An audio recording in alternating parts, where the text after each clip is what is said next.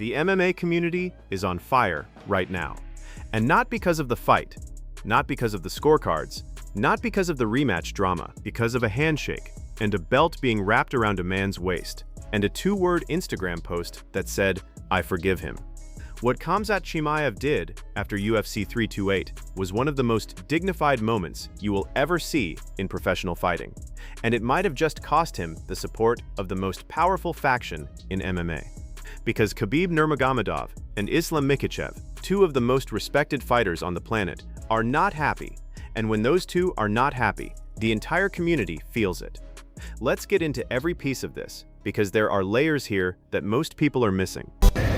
Assalamu alaikum vëzhi, dhe dres për të më gjetin qanë, da si do vëzhi. Apo, sa gëtë ashtu kuba, o e taller dhe asë da mua, khastu më shpohor bu dalë azin da. Treno këshira ju, motivati ju lëshu, vaj po e sa da kale ashtu. Aka, ujdu. Ata, humsh, et kanto ditën, humsh, حقوق دادم شدیدن جلدی هشتی کندلا پروژه کندلا در ایدالت سو یشن جلدی تساگیتینی یشور جلدی علیت هندرد لیچ ولاتت کی جالت دیز و ایدن ولات لچو و ایدالت و بهندینا والله یزن چند هندرد خود کنت فی باید اما یک وقت عادتانش این دیر والبخ. No, I mean, again, he's a f***ing savage, you guys. I was hitting him with shots. Like, I mean, look how swollen my hand's swollen. Like, he would just f***ing eat it and come forward. Like, the guy was a savage, and he was willing to f***ing die for what he wanted. You know, he's a f***ing savage. Before we can talk about the fallout, we have to be honest about what actually happened in the build-up to UFC 328. Because if you only saw highlights, you may not fully understand why this is such a big deal. Sean Strickland went places in this pre-fight promotional cycle that shocked even people who are used to his controversial style. He told Chimaev to go back to his, quote, fucking country. He stood at Media Day and accused the UFC of, and this is a direct paraphrase, ruining the sport by signing Eastern European Muslim fighters. He specifically singled out Nassourdine Imavov by name, a man who was not even in this fight, and called the promotion's decision to push him unwatchable. He made comments that targeted not just Chimaev the fighter, but Chimaev the Muslim, comments about his faith, his community, his people. The UFC had to separate the two fighters into different hotels during fight week. Their scheduled face-off at the Paramount event had to be cancelled entirely. When they finally came face-to-face, Chimaev kicked Strickland at the press conference and said afterward he had to do something to make Strickland stop talking. The words were that bad. This was not regular fight promotion trash talk. This crossed lines that the MMA community, and specifically the Muslim MMA community, takes extremely seriously, and the reaction from prominent Muslim fighters in the lead-up to the fight reflected that. I don't know if I'm even supposed to say, but since you brought it up, I feel like I can. They're ugly. Mine were ugly. I don't like them. I don't like them. They're not pink, which is fine. Whatever. I've wore other colors. I'm not gonna not show up because my shorts aren't pink. I'll make my fucking hair pink. Whatever. Not mad. But I'm just like, did they go on Fiverr and say, hey, you know, we got these guys getting in a fight at the White House lawn. Can you just come up with something? Like, I'm like, bro, when I was wearing them, they're white, which is whatever. I love white. Dana White, you know, soy blanco. Sense. Pero it's like, they weren't, I didn't love them. I will say I like the white because I do truly believe I'm gonna crack Amen. I'm gonna bloody his nose. I think I'm gonna hit him a lot. I think he's gonna be very tough. I think he's gonna be very durable. I think I'm gonna beat the fuck out of him, kind of like Chris Moutinho-esque. I'm excited for my white shorts to be red. Like, I'm gonna see how red I can get my white shorts from his blood. But overall, didn't fucking love him. Now here is where everything flipped. The fight ended. Strickland won by split decision. And then, in one of the more stunning post-fight sequences anyone can remember, Khamzat Chimaev walked over to Sean Strickland, shook his hand, hugged him, and then personally wrapped the UFC middleweight championship belt around Strickland's waist. The arena went absolutely silent for a second, Nobody expected that. And then Strickland took the mic for his Octagon interview, and he said something that nobody saw coming either. "I just want to apologize to my American fans, to my Muslim fans, and to my Christian fans. I went too fecking hard, and I will admit it. I respect all of you guys. Chechnya has great fighters. They are savage." He told Joe Rogan on commentary that the buildup, the hatred, the venom, the personal attacks were used to sell the fight, that it was, in his words, a performance. That off-camera, Sean Strickland is a fundamentally different person than the character you see at press conferences. And with that apology, sincere or not, real or calculated, Chimaev made his decision. He chose to accept it. Days later, on his Instagram stories, wearing sunglasses to hide the damage from the fight, Chimaev posted a video message that has now been seen by millions. "We don't have the habit of talking or fighting after a loss. If we fight inside the cage, and we fought as best as we could. What Allah has decided is no longer in our control." That guy lowered his head and asked for forgiveness. "If a person asks for forgiveness, I can forgive him. I am not an oppressor so that I would refuse to forgive." That is the statement. That is the moment that split the community right down the middle. Yeah. Are you Really? serious? Go in there and fight? Yeah, absolutely. Every fight. I've never thought I was ever going to want to fight. Where does the composure come from then? Because the whole time we're like, he looks so calm in You every just got to be single the man position. you want to be. You know, it's like just because you think, you know, how do you prove you're enough? You do it. Wow. Yeah, I've never thought I ever want to fight. It appears that he wants to stay at middleweight and get this rematch. Yeah, I mean, if he wants a rematch, that's gonna be a fun fight to watch as well. Look, there's nobody invincible. Nobody's invincible. And it's not the best fighter that wins the fight, it's the fighter that fight the best the night of the fight. If you don't believe me, look at any games, any other sport. There's so many variables that influence a result. I believe Khamzat is a better fighter than Sean Strickland, but that night, Sean beat him. And Sean can do it again next time. You know what I mean? That's the thing. Being a champion, the number one quality of a champion, like I said, is to be good when it counts, when it matters.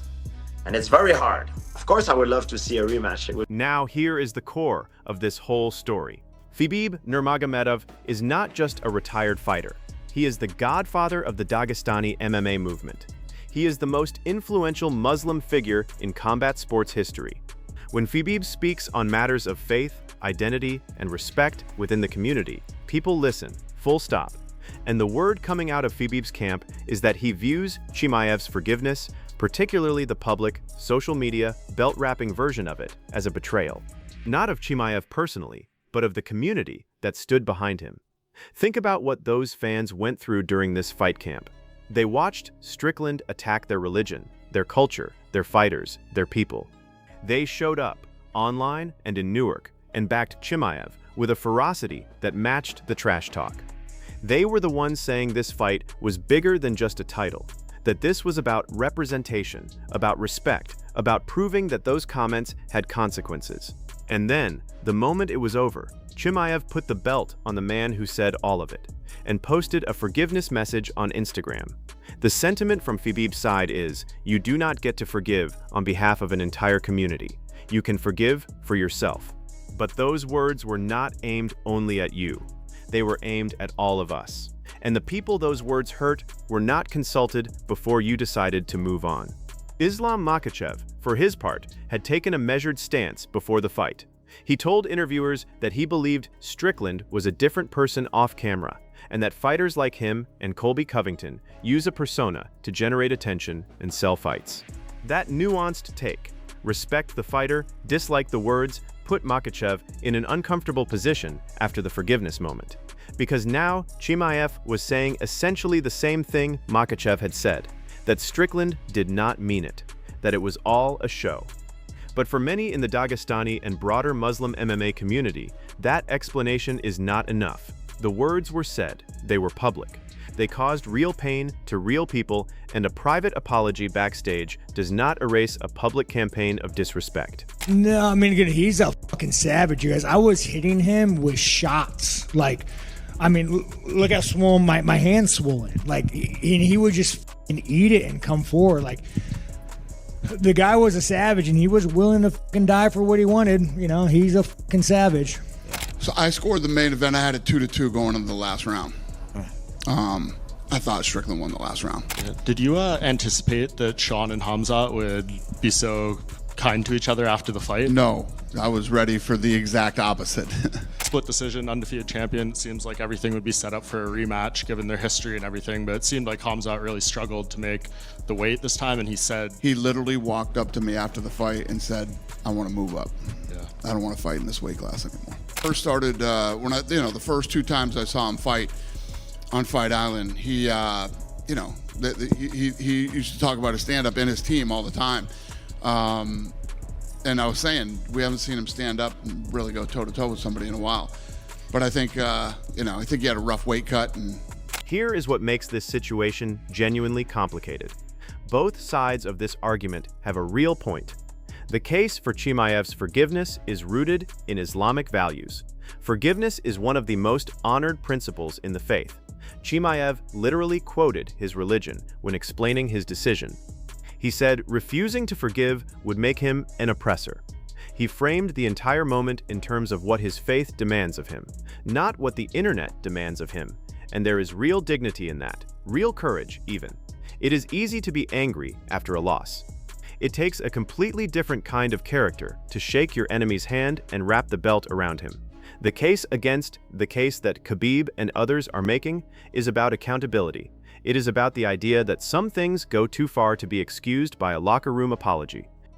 That Strickland said what he said on global platforms, in front of millions of people, in ways that were designed to be seen and heard.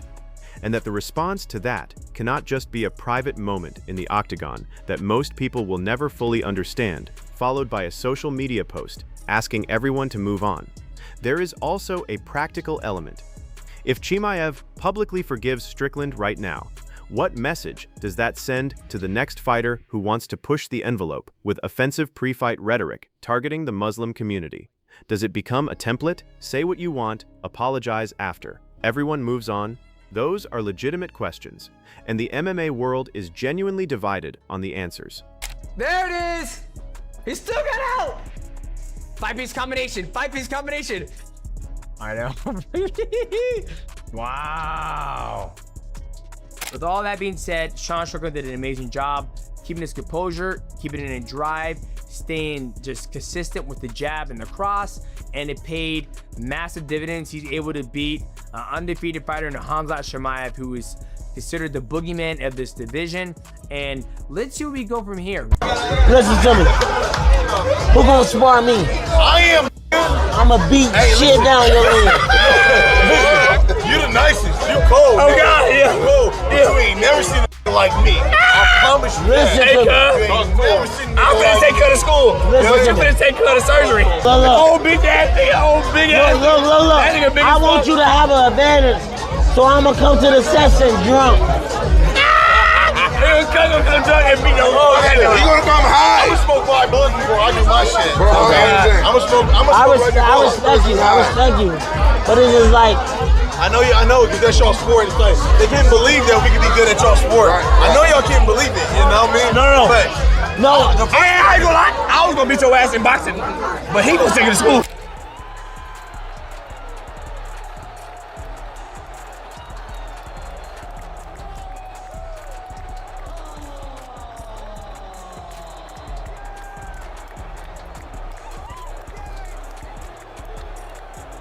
Yeah, so fight went exactly the way I thought it would. Great fight by Strickland. Like I said, it's so hard to keep that man on the ground. He is incredibly tough to hold down, and he made Hamzat tired, and that's exactly what happened. I knew, and like I said, in the stand-up, he just won't be able to hang with him. So, congratulations. I guess this makes me world champion again.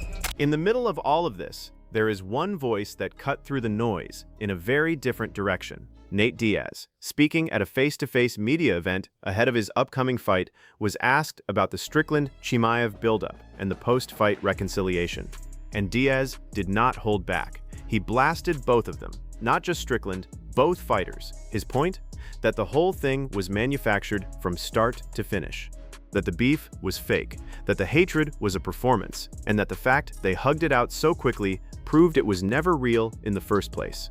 His exact words: they were faking the funk, and they were acting like crazy and talking all this stuff to each other and hugging and showing them the whole fight like some boot.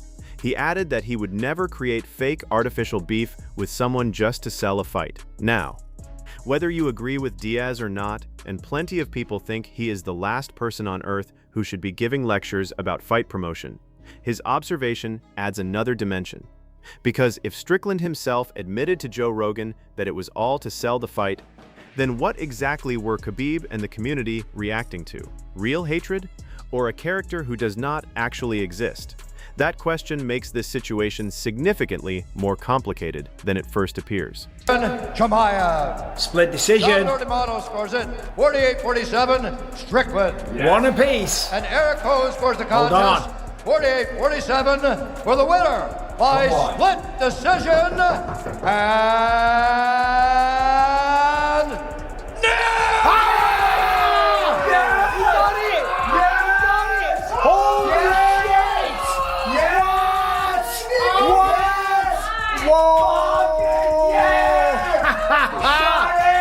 Holy shit! We made money! Oh, did you really? Here is the bottom line for everything that comes next. Chimaev has forgiven Strickland publicly with Islamic reasoning, and he is not taking that back, nor should he be expected to. But the community around him, and particularly the voices of Khabib and Makhachev, have made it clear that they are not satisfied, that the forgiveness feels premature, that accountability matters. This creates a fascinating backdrop for the rematch that Chimaev is now obsessed with. Because if Strickland versus Chimaev 2 gets made, and the UFC absolutely wants this fight, the promotional buildup is going to be completely different. You cannot go back to the same level of personal religious attacks after this. Strickland has already apologized. Chimaev has already forgiven. The hatred dial, if they try to turn it back up, will feel manufactured in a way that even the most casual fan will recognize. Which means the rematch, if it happens, will have to be sold on the fight itself, on the scorecards that everyone still argues about, on the unfinished business between two elite warriors who went 25 minutes and came out the other side unable to clearly say who the better man was. And honestly, that might be an even better sell. Strickland, wow. I know a lot of you mad at me because I'm a, you know, not a fortune teller, truth teller, you know, a lot of the, but to say that though, that Chimaev got off from there and then fought 2-3 rounds on his feet is very impressive too. So I am gonna give him props on that it didn't go his way that he wanted to, and obviously just grapple the whole night and dry hump. He actually stood up on his feet and started throwing leather, you know, so I really hats off for that he fought like a man. This is what separates MMA from every other sport. The fights happen inside the cage, but the real story, the human story, the cultural story, the community story, it happens outside. Khamzat Chimaev choosing forgiveness over fury is either the most admirable thing a fighter has done after a loss, or a decision that fractured his relationship with the people who had his back the most. Maybe both. Drop a comment below. Do you think Chimaev was right to forgive Strickland? Or do you side with Khabib that some things go too far to be let go this easily? Subscribe for the deepest breakdowns in combat sports. I will see you in the next one. Khamzat want to fight 85. They said he already had his eyes on 205. It was a good question because it could have been a factor. The fact that he did try to bulk up, he was thinking that he was going to fight Yuri Prohaska for 205. Yeah. One thing we know for sure is that the buildup to the rematch would be entirely different. Oh my God. And there would be less emotional expenditure out of Khamzat Chimaev. We don't know what type of factor that played. Be a good one too. Piper versus Chimaev. They sometimes do that. They want to fast track a guy, you know? Let's put Piper in there against Chimaev. Yeah, it looks like Imavov is probably next if I had to guess. I mean, Imavov was probably should have had the fight this time. And it's funny, we had this whole scrum with Sean afterwards. He was like, I really respect the rankings. I think the rankings are really important to the UFC. And I'm thinking, like, you jumped the guy who was ranked #1 of the rankings. So the rankings can't be that valuable. I mean, you just ended up being the champion. But I don't think they can overlook Imavov again. So I think we'll see.